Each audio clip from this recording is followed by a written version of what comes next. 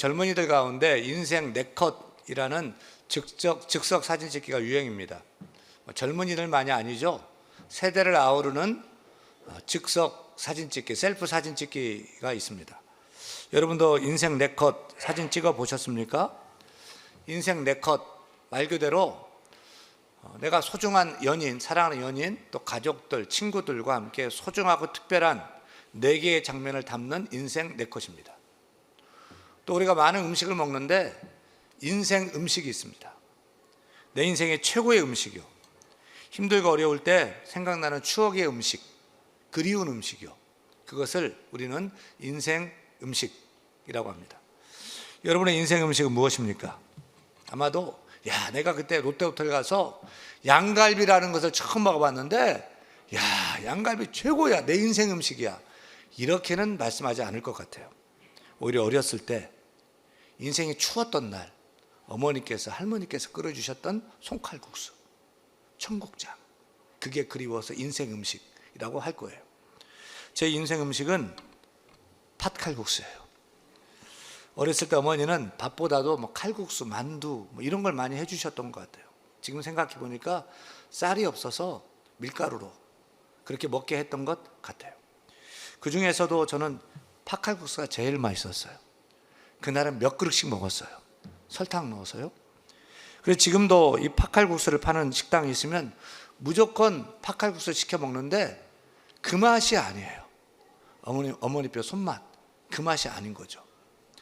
이렇게 우리는 우리 인생 속에서 소중하고 특별했던 추억이 담겨 있는 영화, 또 음악, 또 음식을 두고 이렇게 얘기해요. 인생 음식, 인생 영화, 인생 음악이라고 말합니다. 그러면 여러분의 인생 예배는 어떤 예배입니까? 우리가 신앙생활하며 수많은 예배 드렸거든요. 수십 번이 아니고 수백 번, 수천 번은 드렸거든요. 그 예배 중에서 여러분에게 인생 예배가 있습니까? 하나님 나를 찾아오셔서 나를 만지시고 내가 그 앞에서 깨어지고 눈물 콧물 쏟으면서 그 말씀 붙들고 기도했던, 은혜 받았던 그 인생 예배가 여러분 있습니까? 수많은 예배 중에서 내 인생 예배는 어떤 예배였습니까? 지난 수요 제자반에서 주제가 예배였어요. 멤버들에게 제가 물었어요. 여러분의 인생 예배는 어떤 예배입니까? 인생 예배가 있습니까? 물었어요. 돌아가면서 자기 인생 속에서 정말 인생 예배를 다 얘기했어요.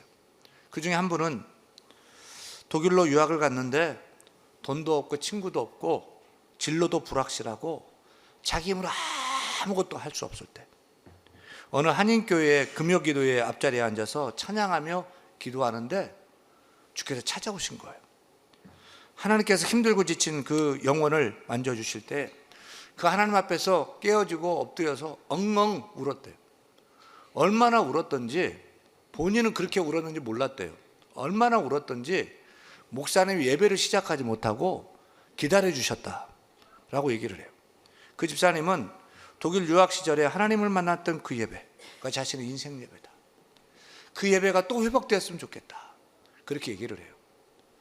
지난 우리 총신 신대원 강의 중에 그 반에 제일 나이가 좀 먹은 사람이 있어요. 나이 든 사람이 있어요. 몇 살이냐 물었더니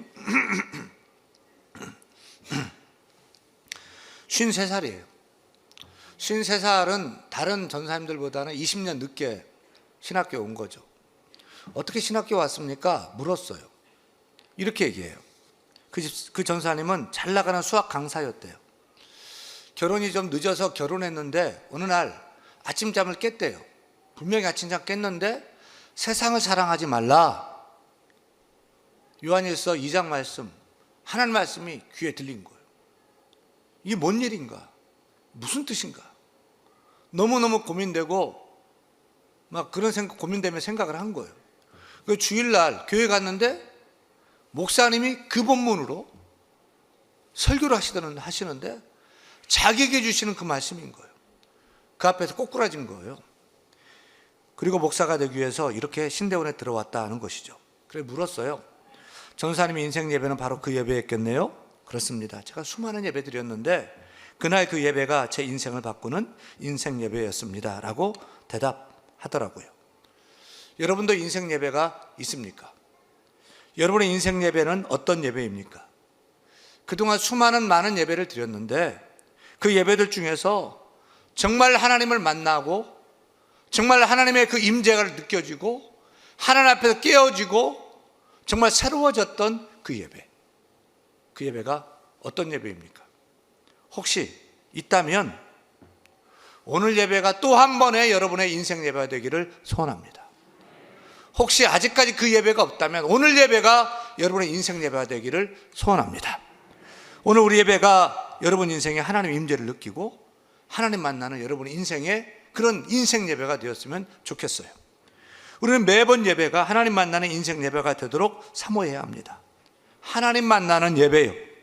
내가 가난한 마음, 배고픈 마음으로 하나님을 찾고 갈망하며 갈 때에 하나님이 내게 찾아오셔서 나를 만져주시는 그런 예배 드려야 할 줄로 믿습니다.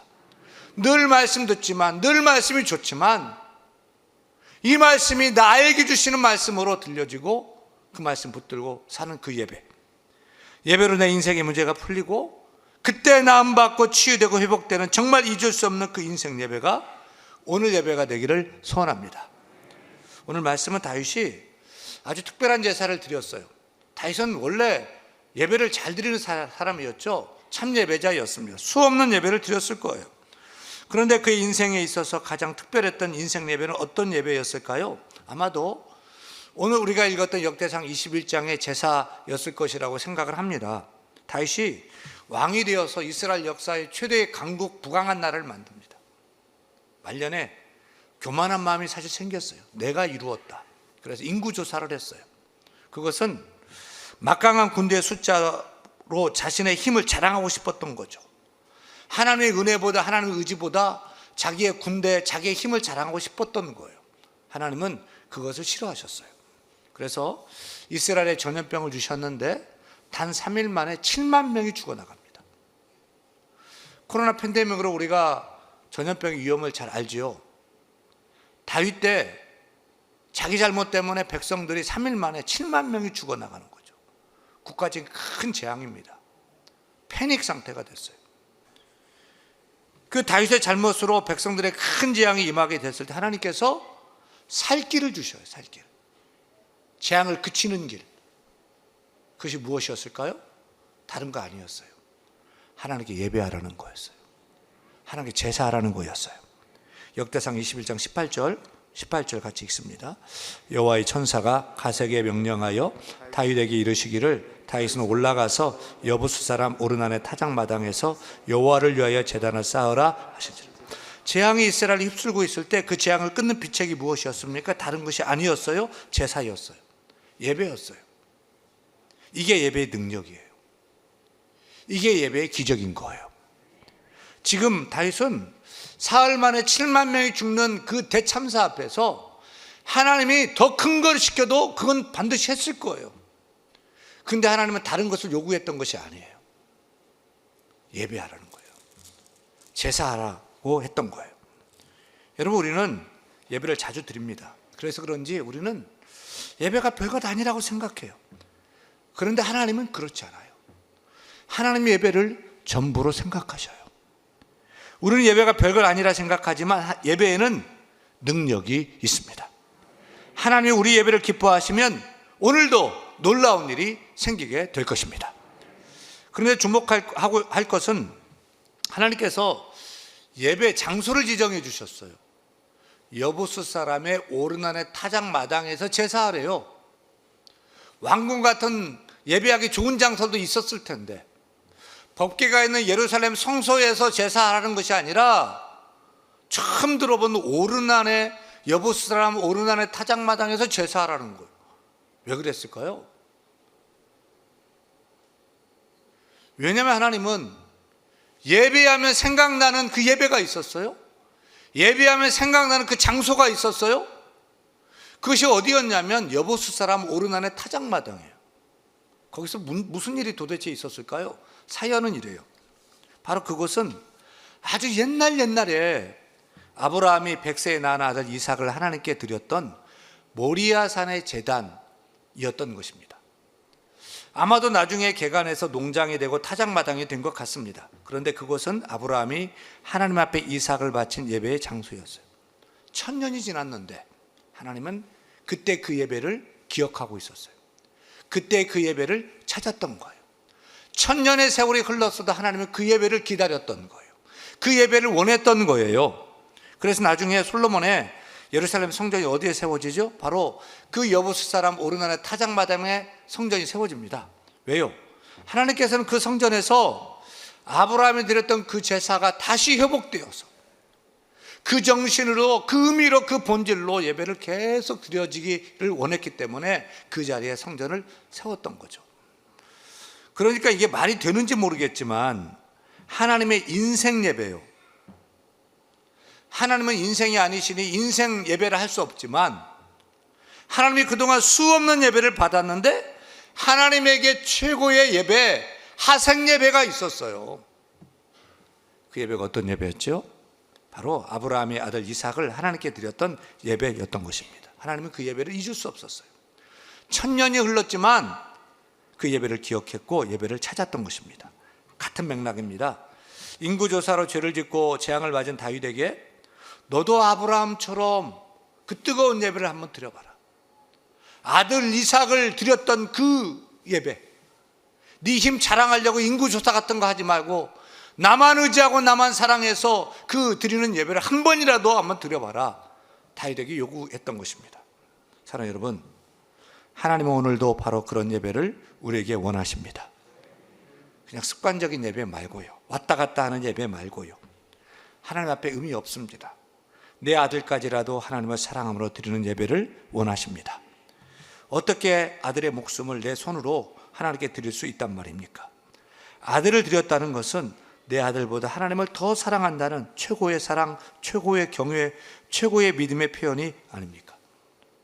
예배 횟수가 중요한 것이 아닙니다. 신앙의 연수가 중요한 것이 아닙니다. 우리의 인생 가운데 아브라함이 드렸던 그 예배를 한 번이라도 드려볼 수 있을까요? 하나님이 받으시는 예배 몇 번이나 드려봤습니까? 예배는 영어로 월십이에요. 월십은 가치 있다는 의미의 worth와 신분을 뜻하는 쉽의 합성어죠. 월십, 예배의 뜻은 따라합니다. 최고로 가치 있는 분께, 최고로 가치 있는 분께 최고의 경외와 최고의 사랑으로 최고의 것을 드리는 것이 참예배이다. 여러분, 워십은요, 최고로 높고 가치 있는 하나님께, 그분께 최고의 경외와 사랑과 믿음으로 최고의 것 전부를 드리는 예배, 그게 예배예요. 그 예배가 하나님이 기뻐하시는 예배예요. 그리고 우리에게는 그 예배가 인생 예배가 될 줄로 믿습니다. 아브라함의 인생 예배는 바로 아들 이삭을 드렸던 예배였습니다. 아브라함은 하나님께 자신의 최고의 것 아낌없이 드렸습니다. 그때 하나님은 그 예배를 받으셔서 하늘의 별처럼 바닷가의 모래처럼 축복해 주겠다고 약속하셨어요. 지금 이스라엘이 저렇게 사는 것은 아브라함의 그 제사, 그 예배, 하나님의 그 약속 때문에 지금 그렇게 되었다고도 볼 수가 있어요. 다윗도 백성들이 죽어가는 재앙 앞에서 정말 간절함으로 아브라함이 하나님을 찾았던 심정으로 예배했을 것입니다. 그랬더니 어떻게 되었습니까? 26절입니다. 또 27절입니다. 26절 같이 읽습니다. 다윗이 거기서 여호와를 위하여 제단을 쌓고 번제와 화목제를 드려 여호와께 아뢰었더니 여호와께서 하늘에서부터 번제단 위에 불을 내려 응답하시고 여호와께서 천사를 명령하심에 그가 칼을 칼집에 꽂았더라. 그 결과 재앙이 그치게 되었어요. 그동안 다윗이 수없는 예배를 드렸는데 불로 응답받는 예배가 있었던가요? 아니요, 없었어요. 바로 아브라함의 아들 이삭을 드렸던 그 장소에서 그 심정을 가지고 하나님께 간절함으로 드렸을 때 불이 떨어졌던 거예요. 나중에 아들 이삭이 그 터에 예루살렘 성전을 짓습니다. 그리고 낙성식 때, 중공식 때 하나님께 두 손 들고 기도하며 예배할 때 하나님께도 그 장소, 아브라함이 예배했던 그 장소에 불을 또 내려주십니다. 하나님의 영광 보여주십니다. 솔로몬도 불러 응답되는 그런 예배 드려본 적이 없었어요. 다윗에게도 솔로몬도 평생 수없는 예배 드렸지만 하늘에서 불러 떨어지는 하나님의 임재와 영광이 임하는 예배는 전에도 없었고 후에도 없었어요. 바로 그 예배가 그들이 잊지 못하는 인생 예배였을 것입니다.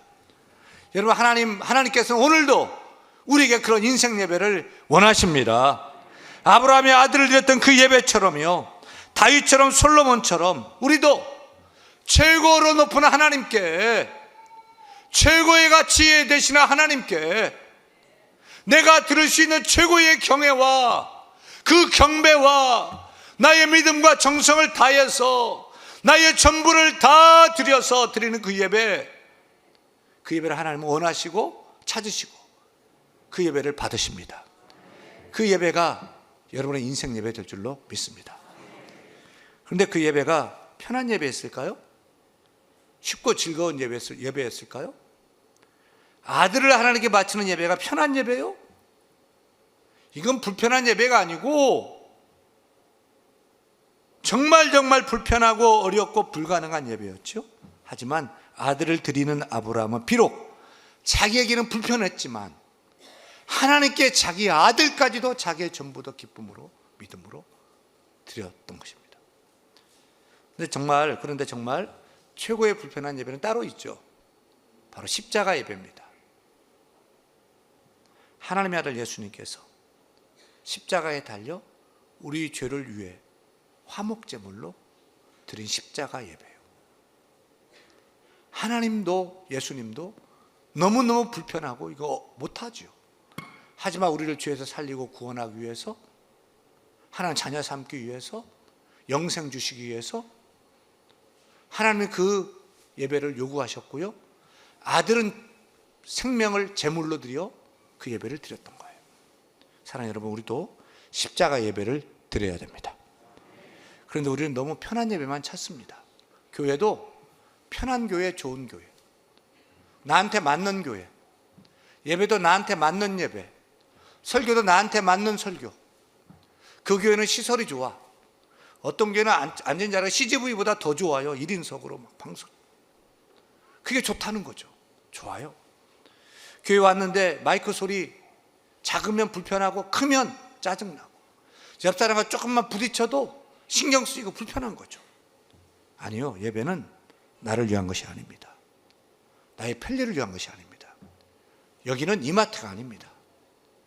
여기는 CGV가 아닙니다. 내 만족, 내 재미, 내 편리를 위한 것이 아닙니다. 하나님의 기쁨을 위한 예배 드려야 합니다. 하나님 만족을 위한 예배 드려야 합니다. 최고의 하나님께 나의 모든 것을 다해 내가 가진 가장 귀한 것, 아들일지라도 드리는 예배는 진정 불편한 예배일 것입니다. 인간 중심이 아니라 하나님 중심 예배를 드려야 할 것입니다. 내게는 좀 불편해도 그 예배가 하나님이 찾으시는 예배입니다. 하나님이 나를 살리시는 예배입니다. 하나님이 그 예배에 임재해 주시고 하나님의 은혜가 임하고 하나님의 영광을 보는 예배인 줄로 믿습니다. 많은 예배 드렸는데 그 예배가 중요한 것이 아니라 한 번 예배 드려도 최고의 하나님께 최고의 경애와 최고의 사랑과 최고의 믿음으로 나의 모든 것을 드리는 그런 예배, 인생 예배입니다. 내게는 불편할지 몰라도 하나님이 기뻐하시는 최고 예배, 인생 예배 드리십시다. 그런 참된 예배자가 되시기를 축원합니다.